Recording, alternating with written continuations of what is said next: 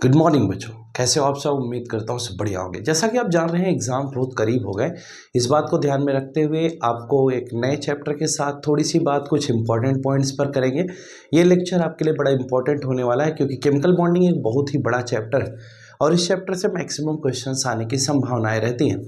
आपके class 11th के annual exam में यहाँ से क्वेश्चंस ज़्यादा बनने की संभावना होती है। तो हम इस लेक्चर के दौरान एक छोटी सी बातचीत करेंगे, छोटा सा ये लेक्चर होगा जहाँ पर हम आपको बताएंगे कि वो कौन सा टॉपिक है और उस टॉपिक से किस तरह के क्वेश्चंस बन सकते हैं, यानी एनसीईआरटी में किस टॉपिक का कितना इंपॉर्टेंस है आपके एनुअल एग्जामिनेशन में और साथ ही साथ उस टॉपिक से रिलेटेड किस प्रकार का क्वेश्चन एग्जाम में आ सकता है। इन दोनों विषयों पर बातचीत करेंगे आज की इस क्लास केमिकल बॉन्डिंग में। आपके साथ चलिए स्टार्ट करते हैं केमिकल बॉन्डिंग की ये क्लास, जहां पर हम डिस्कस करेंगे कि केमिकल बॉन्डिंग से आने वाले क्वेश्चंस जो एनसीईआरटी में होंगे आपके लिए खास, तो उस पर करते हैं बात। तो बेटा चलो ध्यान से देखो, और ये चैप्टर आपके लिए बहुत इंपॉर्टेंट है, अच्छा चैप्टर है और इसमें हम आपको बताएंगे कहाँ से कौन सा क्वेश्चन एग्जाम में आने वाला है। ठीक है, तो वो पॉइंट्स आप साथ साथ नोट कर लीजिएगा और वो क्वेश्चंस जरूर तैयार कर लीजिएगा जो हम आपको एग्जाम के पॉइंट ऑफ व्यू से इंपॉर्टेंस बता रहे हैं। यानी एग्जाम में जो हम कह रहे हैं कि ये इंपॉर्टेंट है, ये आ सकता है, तो आप उसको जरूर तैयार कर लीजिएगा क्योंकि कुछ ऐसे चैप्टर्स हैं जिन चैप्टर से अगर आप तैयारी कर लेते हो तो भी आप अच्छे मार्क्स पा जाएंगे। यानी ये अच्छे चैप्टर्स हैं जो मैक्सिमम मार्क्स को कंटेन कर पा रहे हैं। तो चलिए देखिए, chemical bonding and molecular structure chapter number 4 है आपका। इस चैप्टर में देखिए टोटल ओवरऑल ये तो टॉपिक लिखे गए हैं जो हमारे यहाँ टॉपिक हैं। अब हम आपको बताएंगे कि कहाँ से कैसा क्वेश्चन बन सकता है। जैसे देखिए, एक सबसे पहला है कि केमिकल बॉन्ड क्या होता है। केमिकल बॉन्ड एक तरह का अट्रैक्टिव फोर्स है जो दो या दो से अधिक एटम, साइंस, मॉलिक्यूल्स एक्सेट्रा यानी इनके बीच में प्रेजेंट होता है। अब हमने कहा कि अगर कहीं पर बॉन्डिंग की केस की हम बात करते हैं तो the attractive force which holds various constituents together in different chemical species is called chemical bond. बहरहाल ऐसा क्वेश्चन एग्जाम में नहीं आता कि व्हाट इज केमिकल बॉन्ड या डिफाइन केमिकल बॉन्ड, है ना। तो इस क्वेश्चन के आने की संभावनाएं कम रहती हैं, लेकिन कभी कभी एग्जामिनर भी मजे मजे में पूछ लेता है, right short note on following, उसमें केमिकल बॉन्ड डाल सकता है लेकिन कम चांसेज है। उसके बाद बेटा जब हम आगे की तरफ चलते हैं तो Kossel Lewis approach to chemical bonding, यानी केमिकल बॉन्डिंग में सबसे पहला कोसेल लुईस अप्रोच आया। तो कोसेल लुईस अप्रोच एक ऐसा अप्रोच था जहां से मॉलिक्यूल की स्टेबिलिटी के बारे में, उसके स्ट्रक्चर के बारे में हम थोड़ी बात कर पा रहे थे।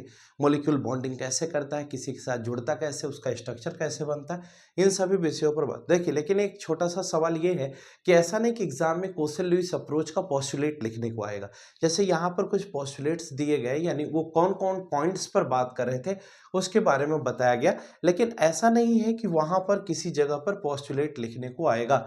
तो पॉस्टुलेट लिखने को नहीं आ सकता है, लेकिन आपको केवल ये ध्यान रखना चाहिए कि कोसेल और लुईस ने काम क्या किया था।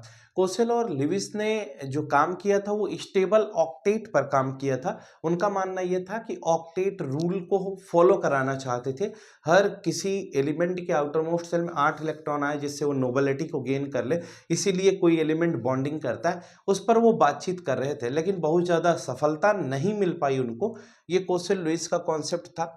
एक छोटी सी बात यहाँ पर जो पूछी जाती है या आपको मालूम होनी चाहिए वो है लुईस सिंबल, यानी किसी एटम्स के जो वैलेंस इलेक्ट्रॉन होते हैं उसको डॉट के फॉर्म में रिप्रेजेंट करने का जो तरीका है वह लुईस सिंबल होता है। और लुईस सिंबल कुछ इस प्रकार से दिया गया था। ठीक है, तो अब लुईस सिंबल की ये कहानी हो गई और उसके बाद हाँ, यहीं से एक दूसरा नया टर्म आया कि क्लासिफिकेशन ऑफ बॉन्ड।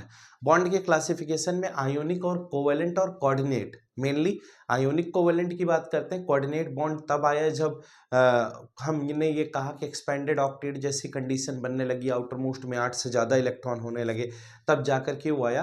तो आयोनिक बॉन्ड यहीं से टॉपिक लिखा गया बेटा। आयोनिक बॉन्ड जो आयंस के बीच में बनता है, पॉजिटिव निगेटिव के बीच में, तो वो आयोनिक हो गया, उसे इलेक्ट्रोवैलेंट बॉन्ड भी कहते हैं।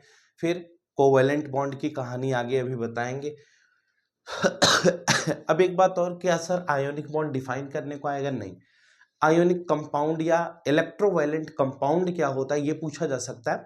तो आपको ये मालूम होना चाहिए कि जो जिसके अंदर आयंस हो, यानी जो कैटायन एनायन से बना हो, जो मेटल नॉन मेटल से बना हो, आयोनिक बॉन्ड है, ठीक है, उसके अंदर ये बातचीत आ सकती है। एक अच्छा क्वेश्चन है कि ऑक्टेट रूल पर शॉर्ट नोट लिखने को आ सकता है कि right short note on octet rule. तो थोड़ा सा ये ध्यान रखिएगा, ऑक्टेट रूल का मतलब हर कोई एलिमेंट अपने आउटर मोस्ट शेल में 8 इलेक्ट्रॉन रखना चाहता है। तो कुल मिलाकर के ऑक्टेट रूल पे शॉर्ट नोट अगर आए तो आप उसे लिखिएगा। कोवेलेंट बॉन्ड जो होता है वो शेयरिंग ऑफ इलेक्ट्रॉन से बनता है। बेटा शेयरिंग ऑफ इलेक्ट्रॉन में एक एक की शेयरिंग, दो दो की शेयरिंग, तीन तीन की शेयरिंग, सब आपको पढ़ाया है, ये तो बस इंपॉर्टेंट बात बता रहे हैं। और उस बेसिस पे हम सिंगल डबल ट्रिपल बॉन्ड की बात करते हैं, ठीक है, सिंगल बॉन्ड, डबल बॉन्ड और ट्रिपल बॉन्ड की बात करते हैं, और ये कुछ स्ट्रक्चर्स के बारे में बताया गया है, ठीक है। उसके बाद लुईस डॉट रिप्रेजेंटेशन है, उसका कोई खास बहुत मतलब नहीं है। हाँ, फॉर्मल चार्ज निकालने का यहाँ फॉर्मूला दिया गया है। फॉर्मल चार्ज बहुत कम पूछा जाता है, तो आपको फॉर्मूला याद रखिएगा, अगर मान लीजिए आता है तो आप इसे करेंगे, ठीक है। ओजोन के बारे में आप जानते हैं, फॉर्मल चार्ज निकाला गया है, ओजोन का स्ट्रक्चर आप बड़े बढ़िया तरीके से बना सकते हैं, ठीक है। एक जो सबसे बड़ी बात ये थी कि ये क्वेश्चन बहुत आया, limitations of octet rule. Octet rule तो शॉर्ट नोट में आता है, लेकिन लिमिटेशंस इसकी पूछी गई कि राइट द 3 लिमिटेशंस, या right the limitations of, right the drawbacks of, right the anomalies of. तो इसको कई नाम से पूछा जाता है, लिमिटेशन, डीमेरिट, ड्रॉबैक, एनॉमलीज, ये किसी नाम से आ सकता है, ठीक है। तो ये आपसे पूछा जा सकता है क्वेश्चन, तो आप लिखोगे कि ऑक्टेट रूल का ड्रॉबैक था incomplete octet of central atom, यानी सेंट्रल एटम की ऑक्टेट कंप्लीट नहीं थी। तो कुछ इस प्रकार से, जैसे LiCl अब होना चाहिए 8 से कम हो रहा है तो स्टेबिलिटी थोड़ा ना होगी, तो ये बात हो गई बेटा। ऑड इलेक्ट्रॉन स्पीसीज मतलब किसी एटम के आउटर मोस्ट सेल में इवन नंबर में इलेक्ट्रॉन ना हो करके ऑड नंबर में हो रहे हैं, ये दूसरी बात हो गई। एक्सपेंडेड ऑक्टेट का मतलब किसी जो सेंट्रल एटम है उसके आउटर मोस्ट में 8 इलेक्ट्रॉन होने चाहिए थे, लेकिन उसके आउटर मोस्ट सेल में अगर 8 से ज्यादा इलेक्ट्रॉन होंगे तो वह एक्सपेंडेड ऑक्टेट के अंतर्गत पाया जाएगा। कुछ और ड्रॉबैक्स हैं ऑक्टेट थ्योरी की, ये भी क्वेश्चन आ सकता है, तो थोड़ा सा ये भी ध्यान रखिएगा। ऑक्टेट थ्योरी की देखिए, ऑक्टेट थ्योरी के, ऑक्टेट रूल के ये जो ड्रॉबैक्स थे, ये कहा गया कि ये लिमिटेशंस ऑफ ऑक्टेट रूल है, और ये क्या है, ये लिमिटेशंस या other drawbacks of octet theory, octet rule या ऑक्टेट थ्योरी की कुछ अलग ड्रॉबैक्स बताया गया। पहला 3 जो शुरू में हमने बताया, तो incomplete octet, odd electron species और एक्सपेंडेड ऑक्टेट। और यहां जो 3 बताई जा रही, ये बेटा ये है कि नोबल गैसेज भी बॉन्डिंग में पार्टिसिपेट कर रही हैं, ठीक है। पहला तो ये रूल था कि नोबल गैस बॉन्डिंग में पार्टिसिपेट नहीं करे क्योंकि वो स्टेबल है, लेकिन ये पहला रूल ये कहता है कि नोबल गैसेज बॉन्डिंग में पार्टिसिपेट कर रहे हैं। एग्जाम्पल जैसे जिनॉन और क्रिप्टन, तो जिनॉन और क्रिप्टन के बॉन्डिंग में पार्टिसिपेट करने से ये एक ड्रॉबैक बन गया, और ये भी एक ड्रॉबैक हो गया किसका, ऑक्टेट थ्योरी का। और उसके बाद दूसरा है कि इस ऑक्टेट थ्योरी का ड्रॉबैक दूसरा ये हो गया कि हम मॉलिक्यूल्स के शेप के बारे में कोई बातचीत नहीं कर पा रहे थे। और तीसरी बात ये कही गई कि ये ऑक्टेट रूल किसी मॉलिक्यूल के, किसी कंपाउंड के स्ट्रक्चर की या स्टेबिलिटी के बारे में कोई खास बात नहीं बता सका, इसलिए इसको हटाया गया। आयोनिक बॉन्ड, या फिर अगर हम इलेक्ट्रोवायलेंट बॉन्ड की बात करते हैं तो कैटायन एनायन में बनता है, आप जनरली जानते हो, मेटल नॉन मेटल, ठीक है, ये बनता है, ठीक। उसके बाद हाँ, अच्छा, क्वेश्चन सब कहाँ से आते हैं, उस पर भी बात कर लेते हैं। देखिए, एक क्वेश्चन लैटिस एंथैल्पी को डिफाइन करने के लिए आ सकता है, इसमें शॉर्ट नोट आता है कि right short note on lattice enthalpy. तो आप घबराएंगे नहीं, आप इससे लिखेंगे। लैटिस एंथैल्पी क्या होती है, पहले तो आप ये समझिएगा कि lattice enthalpy of an ionic solid is defined as the energy required to completely separate 1 mole of a solid ionic compound into gaseous constituent ion. इसका मतलब क्या हुआ कि अगर 1 मोल सॉलिड आयोनिक कंपाउंड दे दिया जाए, उसके 1 मोल सॉलिड आयोनिक कंपाउंड दे दिया जाए, उसको उसके गैसियस आयन में, गैसियस एटम में नहीं बेटा, उस सॉलिड आयोनिक कंपाउंड को हीट करके उसके गैसियस आयन में कन्वर्ट करने को हम क्या कहते हैं, लैटिस एंथैल्पी कहते हैं। यानी लैटिस एंथैल्पी एक ऐसा प्रोसेस है, तरीका है, या आप कह सकते हो एनर्जी है। इस एनर्जी के द्वारा हम किसी आयोनिक कंपाउंड को उसके गैसियस आयंस में ब्रेक करते हैं, तो लैटिस एंथैल्पी हो गई। फिर बॉन्ड पैरामीटर्स में बॉन्ड लेंथ है, ठीक है। बॉन्ड लेंथ को डिफाइन करने को आ सकता है। ये सब शॉर्ट नोट के क्वेश्चंस हैं, तो ध्यान रखिएगा। यहां पर बॉन्ड लेंथ डिफाइन करने को आएगा तो आप कहते हो कि दो न्यूक्लियाई, यानी कि अगर बॉन्डेड एटम है तो उनके न्यूक्लियाई के बीच का जो डिस्टेंस है, यानी inter nuclear distance between the bonded atom, ठीक है, तो उसे हम क्या कहेंगे, बॉन्ड लेंथ कहते हैं।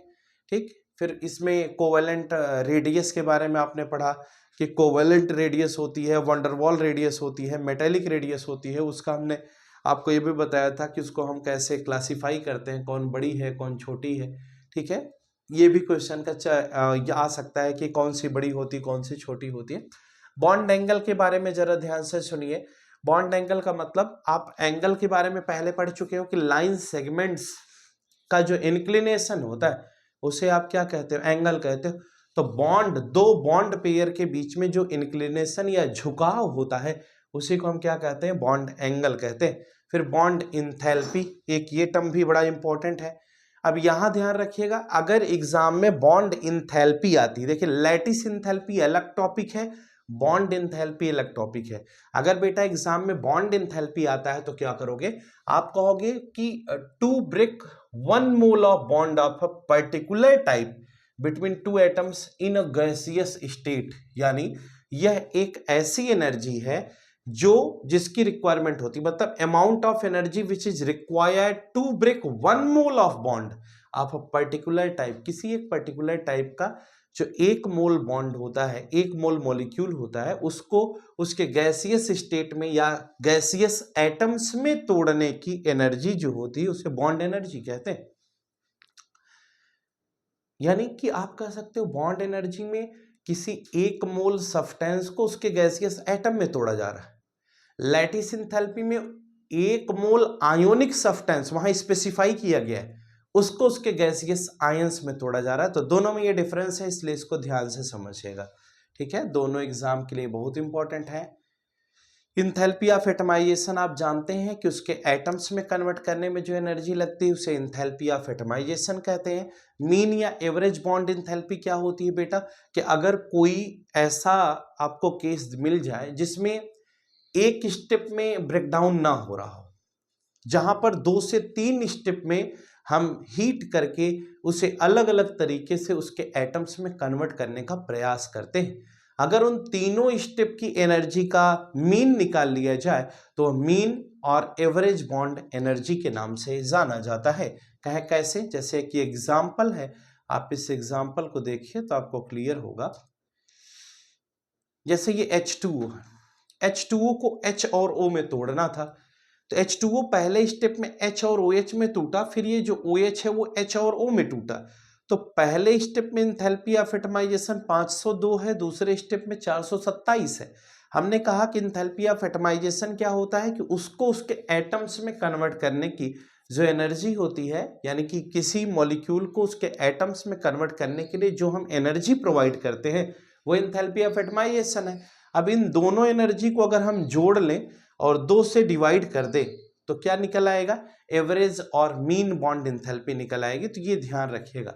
बॉन्ड ऑर्डर किसे कहते हैं बेटा, अभी बॉन्ड ऑर्डर में केवल एक बात ध्यान रखना है, number of bond present in a molecule, या दो बॉन्डेड एटम आपस में जो कनेक्टेड है उनके बीच में नंबर ऑफ बॉन्ड कितना है, 2 बॉन्ड है, 3 बॉन्ड है, 1 बॉन्ड है, तो नंबर ऑफ बॉन्ड जो होगा वही बॉन्ड ऑर्डर कहलाता है। जैसे N2 में 3 बॉन्ड पेयर है, O2 में 2 बॉन्ड पेयर है, ठीक है, H2 में 1 बॉन्ड पेयर है, तो ये बॉन्ड ऑर्डर कहलाता है। आगे है iso electronic molecules and ions have identical bond order, for example F2O2 minus have. ये पॉइंट आप याद रखिएगा, कभी कभी यहां से क्वेश्चन उठा लिया जाता है। रेजोनेटिंग स्ट्रक्चर्स या रेजोनेंस की बात करें तो रेजोनेंस के बारे में आपने बाद में अभी जीओसी में भी पढ़ा है, और रेजोनेंस आपको पहले से भी मालूम है कि आप क्या करते हो, आप जो एक तरफ रेजोनेंस जैसी सिचुएशन होती है, जैसे ये डबल बॉन्ड सिंगल बॉन्ड, अब अगले में सिंगल इधर कर दो डबल इधर कर दो, कैसे करेंगे वो प्रोसेस हमने आपको सिखाया है। तो आपको रेजोनेटिंग स्ट्रक्चर कुछ मॉलिक्यूल्स के आने चाहिए, ठीक है। रेजोनेंस के बारे में कार्बोनेट आयन जैसे ये था, तो यहाँ से आप क्या करते थे, माइनस को घुमाते थे, ये डबल बॉन्ड इधर चला जाता था, फिर इधर से इधर, तो हम रेजोनेंस हाइब्रिड भी बनाते थे। तो ये चीज़ आपको पढ़ाया गया है, वहाँ से आपको क्लियर होनी है। पोलैरिटी ऑफ बॉन्ड के बारे में बताया गया था। पोलैरिटी में क्या बताया गया था बेटा, किसी की इलेक्ट्रोनेगेटिविटी ज्यादा होती है तो उसकी तरफ हेड होता है, जिसकी कम होती है उसकी तरफ टेल होता है।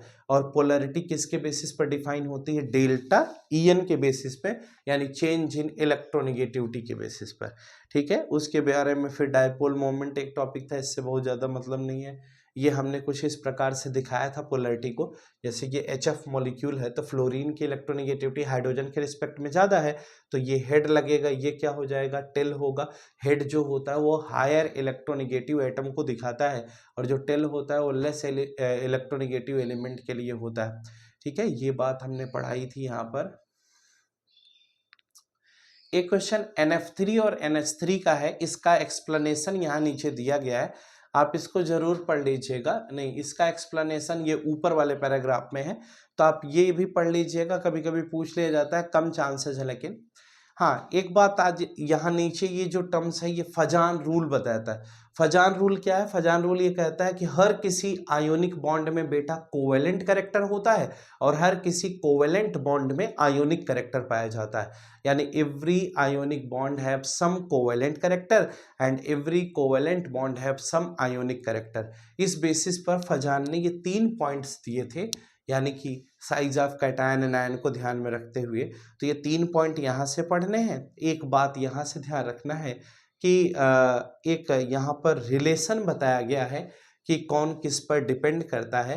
कहा गया the polarising power of the cation, the polarisability of an ion and the extent of distortion of an ion are the factors which determine the percent covalent character of ionic bond. यानी आपसे ये question पूछा जा सकता है कि वो कौन से फैक्टर्स हैं, यानी नेम द फैक्टर्स, या what are the factors which determine the percentage of covalent character in ionic bond. यानी कि किसी आयोनिक बॉन्ड के अंदर कोवेलेंट कैरेक्टर, जो कोवेलेंट कैरेक्टर है उसका परसेंटेज कितना है, इसको हम कैसे जस्टिफाई करेंगे। तो उसके लिए ये 3 पॉइंट है। पहला है पोलराइजिंग पावर ऑफ कैटायन, दूसरा पोलराइजेबिलिटी, और तीसरा एक्सटेंट ऑफ डिस्टॉर्शन। तो इस 3 पॉइंट याद रखिएगा, क्वेश्चन आ सकता है। Valence shell electron pair repulsion theory जो ये आपको दी गई, इसमें क्या है बेटा, सिडविक पॉवेल का कॉन्सेप्ट था। इसमें एक बात आपको ध्यान रखनी है कि जो लोन पेयर होता है, इलेक्ट्रॉन पेयर्स के बीच में बड़ा रिपल्सन होता है, वे एक दूसरे से दूर दूर रहना चाहते हैं।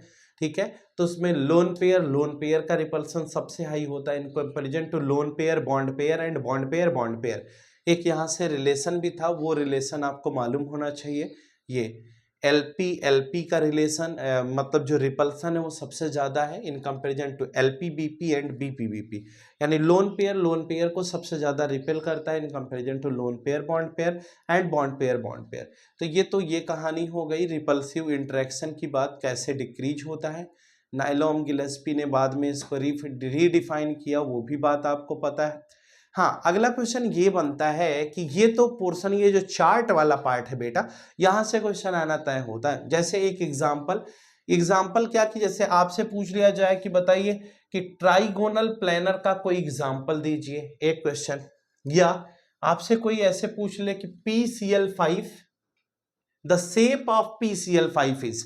हमने ऐसा क्वेश्चन कम्युनिटी पोस्ट में भी कई बार किया कि PCl5 का जो शेप है वो क्या होगा। तो नीचे टेट्राहेड्रल, ट्राइगोनल, बाइपिरामिडल, ऑक्टाहेड्रल, ऐसे करके ऑप्शंस दे दिया जाए तो आपको ट्राइगोनल, बाइपिरामिडल बताना होगा। और एक बात तो और आपको ध्यान रखना होगा कि अगर कोई पूछ ले कि जिसमें 2 एंगल 90 डिग्री है और 3 एंगल 120 डिग्री है, तो ऐसी सिचुएशन में जो, और नंबर ऑफ बॉन्ड पेयर 5 है, 2 एंगल 90 है, 3 120 है, तो बताइए उसमें किसी मॉलिक्यूल का स्ट्रक्चर बताइए, उसका शेप बताइए, तो भी आप कंफ्यूज नहीं होइएगा। मेरा आपसे अनुरोध है कि आप अगर एग्जाम देने जा रहे हैं तो ये पार्ट और ये पार्ट दोनों एग्जाम्पल के साथ और शेप के साथ अच्छे से पढ़ के जाइएगा, क्योंकि 2 नंबर तक का क्वेश्चन आप यहां से अच्छा बना सकते हैं, फिक्स कर सकते हैं। जो valence shell electron pair repulsion theory में शेप के ऊपर आएगा, तो शेप का कॉन्सेप्ट अगर आपको क्लियर होगा तो 2 नंबर आप 3 नंबर आसानी से बना ले जाएंगे। 7-8 नंबर का केस यहां रहता है, तो 2 नंबर तो VBT इससे शेप से फाइनल है। अगला है VBT, valence bond theory. Valence bond theory एक ऐसा कॉन्सेप्ट था, इसमें ये बताया गया था कि दो या दो से अधिक एटम्स एक दूसरे के पास में होते कैसे हैं, या दो या दो से अधिक एटम एक दूसरे के पास आते कैसे हैं।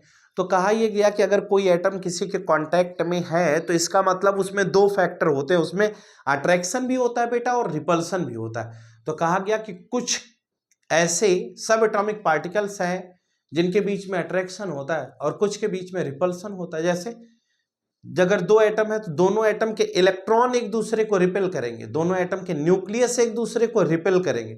दोनों के न्यूक्लियस नहीं चाहते कि वो दोनों एटम एक दूसरे के पास आए, क्योंकि सेम चार्ज की वजह से रिपल्सन होता है।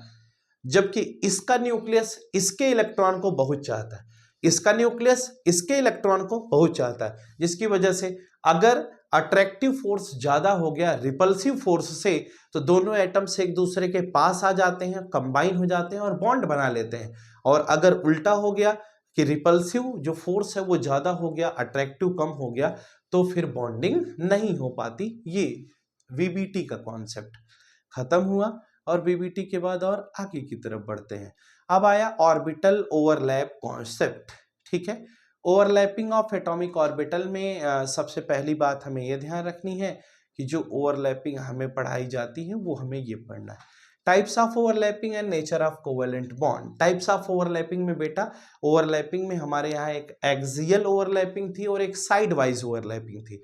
एक्सियल मतलब इंटरन्यूक्लियर एक्सिस के बेसिस पर हम क्या करा रहे थे, एक दूसरे को ओवरलैप कराते थे। तो एक्सियल ओवरलैपिंग में जो ओवरलैप्ड रीजन होता है वो मैक्सिमम होता है, जिसकी वजह से ओवरलैप्ड रीजन मैक्सिमम होता है तो जो बॉन्डिंग होती है वो बहुत स्ट्रांग होती है और यहाँ सिग्मा बॉन्ड बनता है। और अगर ओवरलैप्ड रीजन मिनिमम होगा तो पाई बॉन्ड बनेगा। ठीक है, ये डिपेंड इस पर करता है कि ओवरलैपिंग कितना ज्यादा हो रही है। ओवरलैपिंग ज्यादा होगी तो ओवरलैप्ड रीजन ज्यादा होगा, रीजन ज्यादा होगा तो बॉन्ड जो बनेगा सिग्मा होगा। सिग्मा बॉन्ड स्ट्रांग होता है पाई के रिस्पेक्ट में।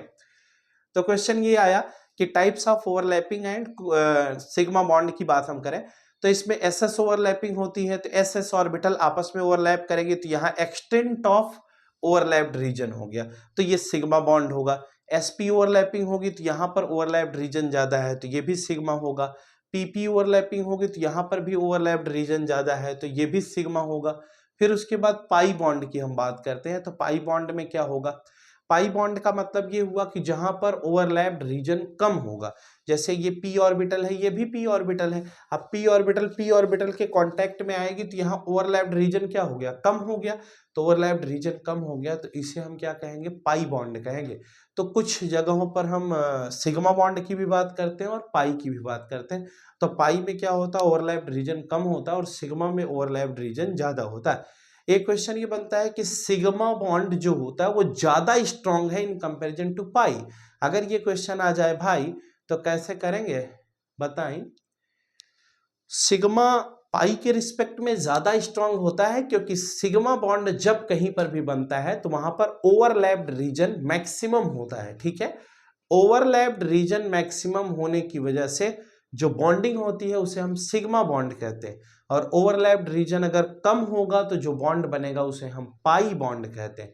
तो सिग्मा और पाई का जब जिक्र होता है तो हमें ऐसे ही समझना होगा कि अगर ओवरलैप्ड रीजन मैक्सिमम है तो सिग्मा बॉन्ड और ओवरलैप्ड रीजन अगर मिनिमम है तो पाई बॉन्ड। तो सिग्मा और पाई को हम ऐसे समझ सकते हैं। अगला क्वेश्चन है हाइब्रिडाइजेशन।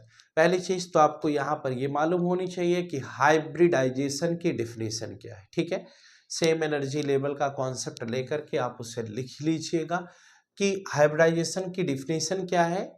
इसमें यहाँ पर डिफाइन किया गया कि it can be defined as the process of intermixing of the orbitals of slightly different energies so as to redistribute their energies resulting in the formation of new set of orbital of equivalent energy and shape। ये hybridisation की definition है। यानी कि कहा गया कि अगर थोड़ा डिफरेंट एनर्जी लेवल की भी एटॉमिक ऑर्बिटल्स हैं तो उनको हम मिक्स करके उनकी एनर्जी को रीडिस्ट्रीब्यूट करते हैं और जिससे सबकी एटॉमिक ऑर्बिटल्स की एनर्जी सेम हो जाए, यह हाइब्रिडाइजेशन कहलाता है। और इसमें इसके कुछ फीचर्स बताए गए हैं कि एग्जाम में नहीं लिखने की बातें। कंडीशंस भी आप जरा देख लीजिएगा, लेकिन कोई बहुत ज़रूरी नहीं है। इसके टाइप्स में बात करना है तो SP, SP2, SP3, SP3D2, ठीक है, D2 SP3, ये जो आपने पढ़ा SP3D1 या SP3D बोलते हैं, SP3D2, SP3D3, SP3, ये जो आपने पढ़ा, तो टोटल आपके पास 5 तरह की केसेस आएंगी। वो कौन? SP, SP2, SP3, SP3D, SP3D2। तो ये 5 हाइब्रिडाइजेशन की कंडीशन आएंगी, आप इसे करिएगा। यहां से एक क्वेश्चन 2 क्वेश्चन तो एग्जाम में बनता ही है, चाहे वो हाफ मार्क्स के ही क्यों ना हो। और बेटा यहां ध्यान ये रखना है कि जब हाइब्रिडाइजेशन से क्वेश्चन आता है तो क्वेश्चन कोई मॉलिक्यूल या इसका आपको दे दिया जाएगा और उस मॉलिक्यूल का आपको बताना होगा कि इसका हाइब्रिड स्टेट क्या होगी, या मॉलिक्यूल दे देगा, कोई स्ट्रक्चर दे देगा, उसमें अंडरलाइन कर देगा किसी सेंट्रल एटम को और कहा जाएगा इसकी हाइब्रिड स्टेट क्या होगी। तो ये क्वेश्चन बनेगा अगर, तो आपको हमने एक तरीका बताया है कि आप सिग्मा काउंट करिए और लोन पेयर काउंट करिए, number of sigma plus lone pair. तो सिग्मा बॉन्ड और लोन पेयर को अगर आप काउंट करते हैं तो लोन पेयर और सिग्मा को काउंट करके आप ये काम अपना अंजाम तक पहुंचा सकते हैं। मुझे जहां तक उम्मीद है आप अच्छा कर लेंगे। सिग्मा काउंट करिए पूरे में कितना है, या जैसे सेंट्रल एटम ये है तो इसके आसपास टोटल सिग्मा कितने हैं, ठीक है, कितने सिंगल यानी कितने सिग्मा बॉन्ड से कनेक्टेड है, और इस पर लोन पेयर कितना है, दोनों को ऐड कर दीजिए, आप हाइब्रिडाइजेशन उसका लिख सकते हैं। फिर एस में मैक्सिमम 1, पी में 3, डी में 5 तक होता है, तो आप उस हिसाब से अरेंज कर दीजिए, तो आपको हाइब्रिड स्टेट आसानी से मिल जाएगी। कुछ लोग फॉर्मूले का यूज करके निकालते हैं, जैसा आपको बेटर लगे वैसा हाइब्रिडाइजेशन निकालिए, हमें तो सिर्फ मतलब इससे है कि आपको आना चाहिए। SP, SP2, SP3 ये जो हाइब्रिडाइजेशन है ये मालूम होना चाहिए। और एक बात और आप ध्यान रखिए कि जो सिग्मा बॉन्ड होता है, ठीक है, जो सिग्मा बॉन्ड कहीं पर भी बनता है तो सिग्मा और पाई ये 2 कॉन्सेप्ट पता करना है। सिग्मा और पाई की बात करें तो जो सिंगल बॉन्ड है, जैसे कोवेलेंट बॉन्ड में सिंगल बॉन्ड, डबल बॉन्ड और ट्रिपल बॉन्ड 3 बॉन्ड बनते हैं ना, तो कोवेलेंट में जो सिंगल होता है उसमें क्या है, डबल में क्या है, ट्रिपल में क्या है, तो सिंगल बॉन्ड में एक सिग्मा है, डबल बॉन्ड में एक सिग्मा एक पाई होता है, और ट्रिपल बॉन्ड में बीच वाला सिग्मा होता है और ऊपर नीचे पाई होता है। तो ये ध्यान रखना है कि सिंगल बॉन्ड है तो एक सिग्मा, डबल बॉन्ड है तो एक सिग्मा एक पाई, ट्रिपल बॉन्ड है तो बीच वाला सिग्मा होगा और ऊपर नीचे क्या होगा, पाई होगा, ये आपको पता होना चाहिए।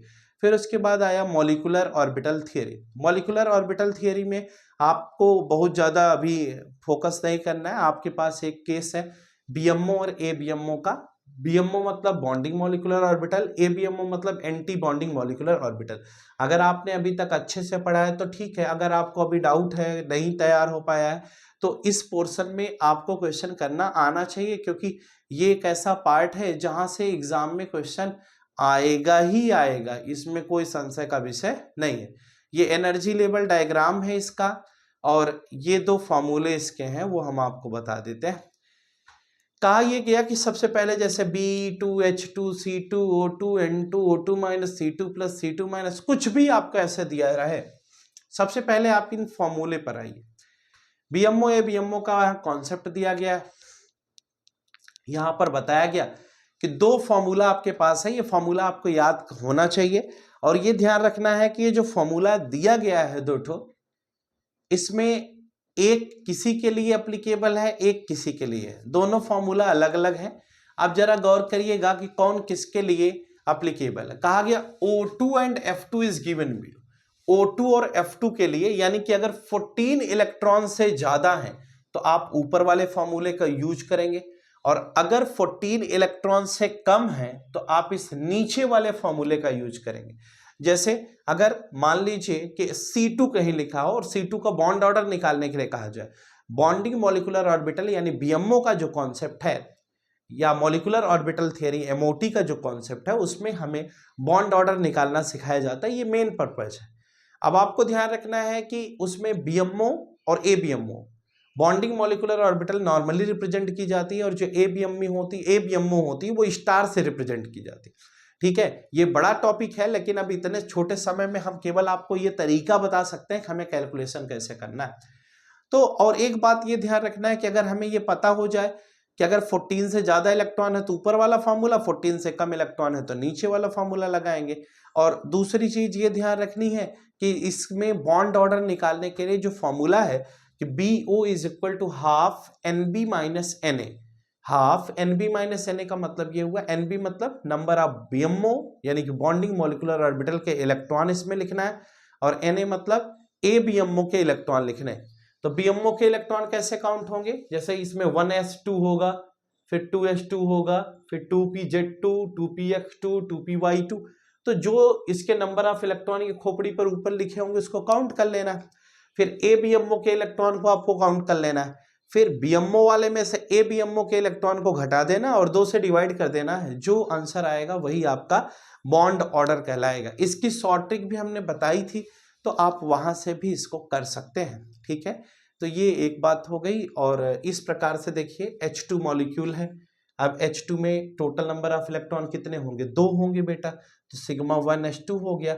अब ये स्टार तो लगा नहीं है, तो NB माइनस Na/2 ये बॉन्ड ऑर्डर का फॉर्मूला है। तो NB की वैल्यू कितनी हो गई, ये 2 लिखा है तो ये 2 NB की जगह पर हो गया, Na की जगह पर 0 और 2 से डिवाइड किया तो 1।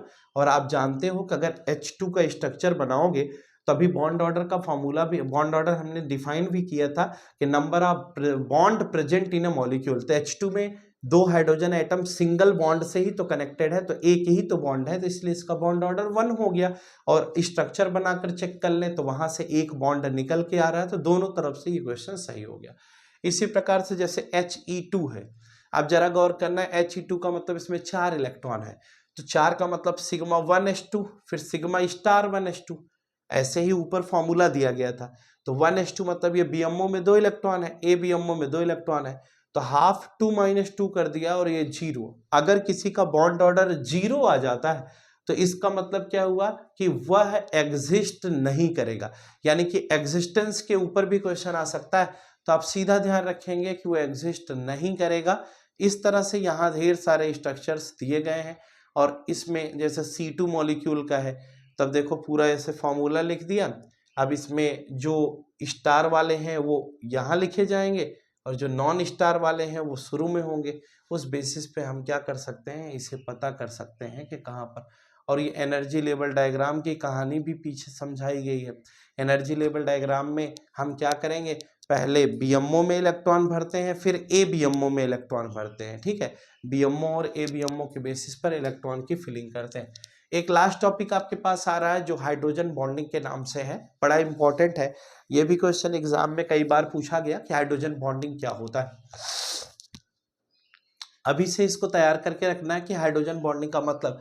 अब आपको ऐसे नॉर्मली हम समझा दें कि अगर हाइड्रोजन फ्लोरीन ऑक्सीजन और नाइट्रोजन के साथ बॉन्ड बनाएगा, अगर हाइड्रोजन फ्लोरीन ऑक्सीजन और नाइट्रोजन के साथ बॉन्डिंग करेगा तो उस बेसिस पर क्या होगा कि हाइड्रोजन और फ्लोरीन ऑक्सीजन नाइट्रोजन ये तीनों हाईली इलेक्ट्रोनेगेटिव एलिमेंट हैं। ऐसे केस में इसमें पोलैरिटी ज्यादा हो जाती, जिसकी वजह से ये हाइड्रोजन किसी दूसरे से फिर कनेक्ट हो जाता है। जैसे HF दिया गया, अब इसमें हाइड्रोजन और फ्लोरीन के बीच में फ्लोरीन की इलेक्ट्रोनेगेटिविटी ज्यादा है, हाइड्रोजन की कम है, इस पे पार्शियल पॉजिटिव, इस पर पार्शियल नेगेटिव। जब ये HF किसी दूसरे HF के कांटेक्ट में आएगा तो यहाँ पर भी पार्शियल पॉजिटिव पार्शियल नेगेटिव, तो इन दोनों में एक वीक अट्रैक्शन शुरू हो जाता है, यानी एक अट्रैक्शन होता है, एक वीक अट्रैक्शन होता है जिसकी वजह से एक दूसरे के करीब होते हैं। इसी को हम हाइड्रोजन बॉन्ड के नाम से जानते हैं। यहाँ लिखा गया कि it is a type of attractive force which binds hydrogen atom of one molecule with the electronegative atom fluorine oxygen और नाइट्रोजन ऑफ अनदर मॉलिक्यूल। ये ध्यान रखना है, किसी दूसरे मॉलिक्यूल के फ्लोरीन ऑक्सीजन नाइट्रोजन के साथ जब कोई हाइड्रोजन एटम बाइंड हो जाता है या उसके बीच में फोर्स जनरेट होता है तो वही हमारा हाइड्रोजन बॉन्डिंग है। कॉज क्या होता है हाइड्रोजन बॉन्डिंग की, स्टेबिलिटी।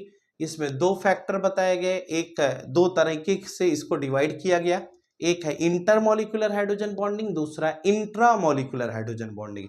तो इंटरमॉलिक्यूलर हाइड्रोजन बॉन्डिंग में क्या है बेटा, कहा यह गया जैसे HF, एल्कोहल, वाटर, NH3 ये सब एग्जाम्पल दिए गए हैं। कहा यह गया कि found between 2 different molecules of the same और डिफरेंट कंपाउंड, यानी 2 अलग अलग मॉलिक्यूल या 2 एक ही तरह के मॉलिक्यूल के बीच में यह बॉन्डिंग होती है, इसे हम क्या कहते हैं, इंटरमॉलिक्यूलर। मतलब कि इंटरमोलिकुलर यानी कि मॉलिक्यूल्स के बीच में अगर बॉन्डिंग हो रही है, अब वो मॉलिक्यूल्स दोनों डिफरेंट भी हो सकते हैं, सेम भी हो सकते हैं, तो उसे हम इंटरमोलिकुलर हाइड्रोजन बॉन्डिंग कहते हैं। एग्जाम्पल में H2O, NH3, HF, ठीक है, एल्कोहल, ये सभी इसके एग्जाम्पल हो गए। इंट्रामोलिकुलर हाइड्रोजन बॉन्डिंग क्या होती है, इसमें ध्यान रखना, कहा गया when hydrogen atom is in between the two highly electronegative atom present with in the same molecule. कहा यह गया कि अगर एक ही मॉलिक्यूल के अंदर हाइड्रोजन एटम किसी highly electronegative element, oxygen, fluorine, nitrogen, जो उसी मॉलिक्यूल में प्रेजेंट है, उसके साथ अगर बॉन्डिंग शो करता है तो उसे हम इंट्रामोलिकुलर हाइड्रोजन बॉन्डिंग कहते हैं। तो एक इंटर हो गया, एक इंट्रा हो गया। तो यहां देखो ये आर्थोनाइट्रोफिनॉल है, ये NO2 है, ये H है, तो ऑक्सीजन और हाइड्रोजन यहां पर क्या है रहा है, एक वीक अट्रैक्शन शो कर रहा है, इसलिए इसे हम इंट्रामोलिकुलर हाइड्रोजन बॉन्डिंग कहते हैं। तो आर्थोनाइट्रोफिनॉल यह इंट्रामोलिकुलर हाइड्रोजन बॉन्डिंग का एग्जाम्पल हो गया। मुझे उम्मीद है कि ये लेक्चर, ये क्लास आपके लिए होगी खास, क्योंकि इसमें हम सारी चीज आपको बता दिए हैं। ठीक है, फिर मिलेंगे नेक्स्ट क्लास में बेटा नए लेक्चर के साथ। तब तक के लिए good night to all of you. Today class is over. Thank you.